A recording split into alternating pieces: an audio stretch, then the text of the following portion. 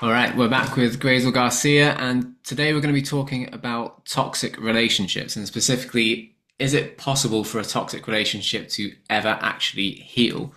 Um, and obviously, toxic relationships, that's a term that's banded around all the time, and you get people saying someone's toxic when they're just being polite. Or, um, yeah, so Grazel, what do you define as toxic? I mean, I agree with you. Toxic is often used and used in a way that's not addressing the difference of struggles within relationships. Mm, It doesn't mean that when the parties involved in the relationship are fighting, it doesn't mean that it's toxic. mm, We all can have arguments and conflicts and struggles. And sometimes having struggles is still a healthy relationship, mm, right? It doesn't mean that when you have a struggle, it's unhealthy. Sometimes when you're not having any struggle or conflict or arguments, that can also be unhealthy. mm, So it really depends. When it's toxic, I go towards more kind of, is there a partner or a person that's holding power over another person's agency? mhm, Toxic, I would categorize teetering over abusive relationship. mhm, I wouldn't really call a relationship that's struggling over balance and power a toxic relationship. So yeah. yeah, All right. it's thrown around and it's just it's really hard without really knowing the context of what kind of struggles people get into. Yeah, because in your kind of standard nuclear family where you've got the guy going out as the main breadwinner, the mom's a stay at home mom, the man's earning the money, so arguably he's got the power over the mother, but that doesn't necessarily define it as toxic.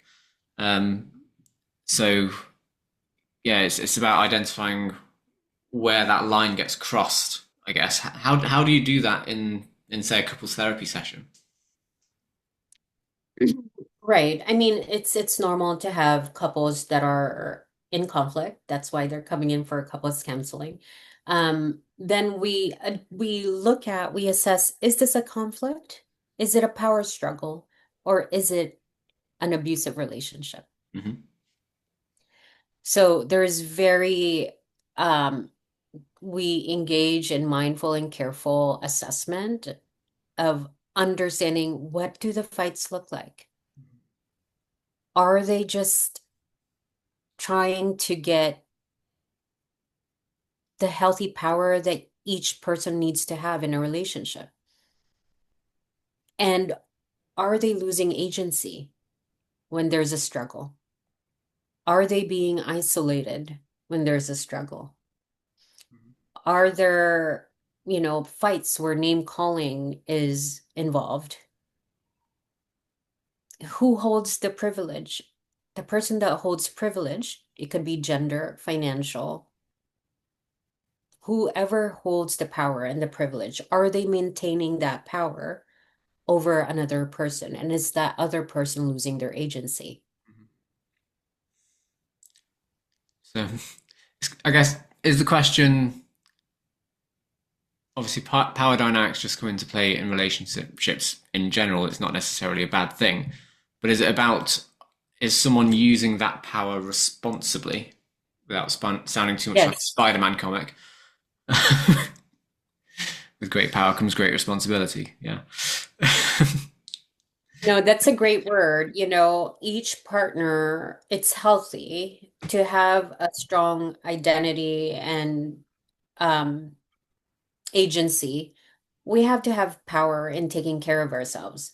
If that power to take care of ourselves is taken away by another person, then they're not using that power responsibly. They're using their power to take over another person and Mm, control and isolate and take away that person's identity. mhm. That's pretty toxic Yeah. and abusive. Yeah, and then in that sort of situation, sometimes it happens because one side has stuff going on that they need to deal with in individual therapy, and sometimes they're just not aware of it and they don't want to go there. So that's one thing. But let's say someone is like, oh, I just keep repeating the same pattern and I don't understand how to get out of it, but I'm not intentionally abusing my partner.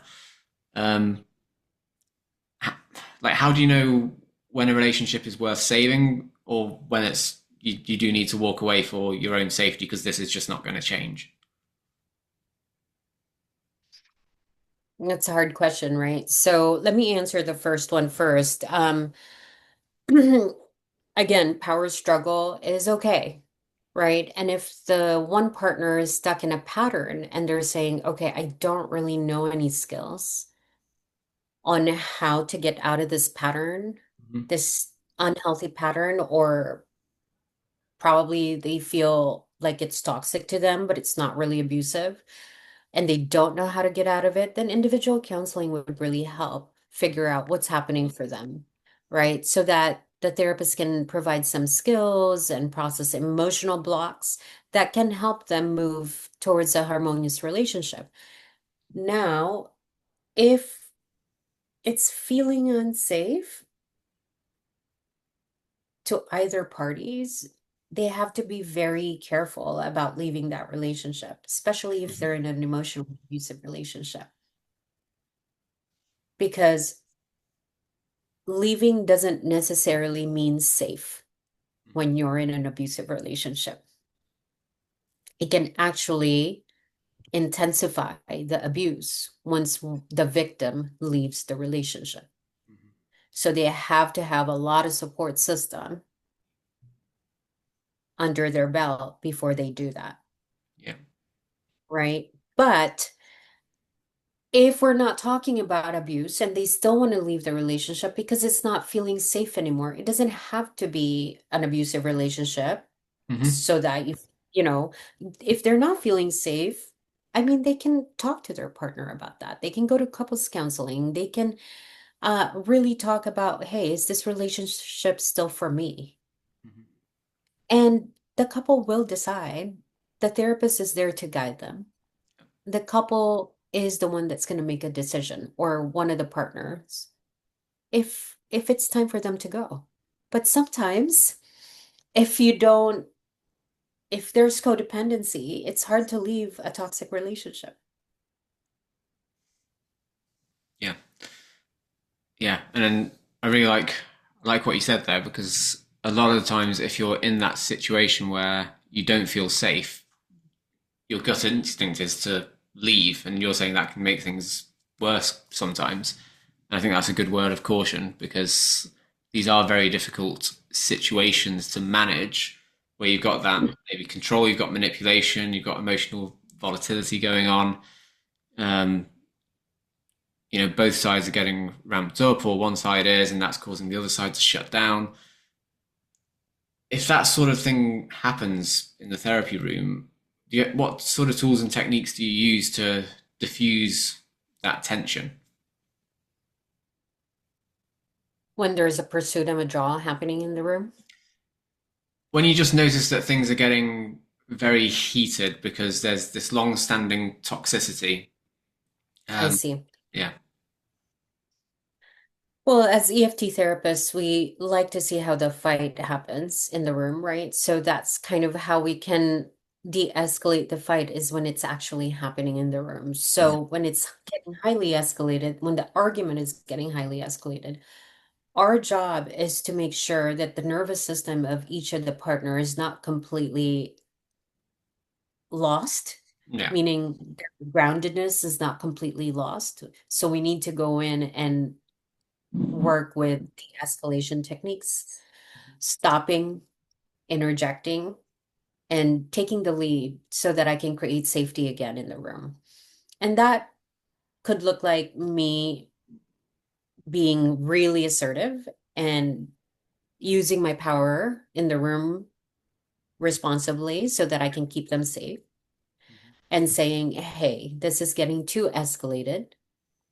let's let's stop talking to each other, and I need you both to look at me and just talk to me first, Mhm. and then tell me what's going on for you so I can help you regulate your nervous system so you're not highly activated and we can talk in a harmonious way. Mhm. Right? So there's a lot of careful and gentle meeting the patient so that they can de-escalate. Yeah, and that can be very, very tricky. Uh, is there any way that they can learn to do that by themselves, or is this like I need to be in the room so I can step it in? Great question. Yes, the role modeling that I'm doing in the room is something that I tell them at the end of the session. Hey, you did really great in de-escalating your cycle here, Mm-hmm. right? This is what you did, A, B, and C, and I'll name exactly what they did because that's Yeah, a strength. And I would tell them, and I would instill hope that you have the strength to de-escalate, and I'd like for you to continue to do that outside of therapy. And then you come back to me and you let me know how it went. And then I'll help you sharpen it if it didn't go so well. yeah, And then so I do that every week to make sure that they're perfecting it so they don't have to continue to depend on me to do that for them. yeah. And they start to develop that sort of emotional, neurological muscle memory. And over time, it's just going to become an automatic thing. And then the relationship's just going to feel so much better. And then suddenly you've taken out a lot of that toxicity, right? Yeah, absolutely. Absolutely. And there's a lot to play into creating you know, relationship satisfaction. There's so much work, right? Yeah. And the couple has to be committed to do it. Yeah. And they have to be committed to looking within themselves because that's the only way anything changes on this level.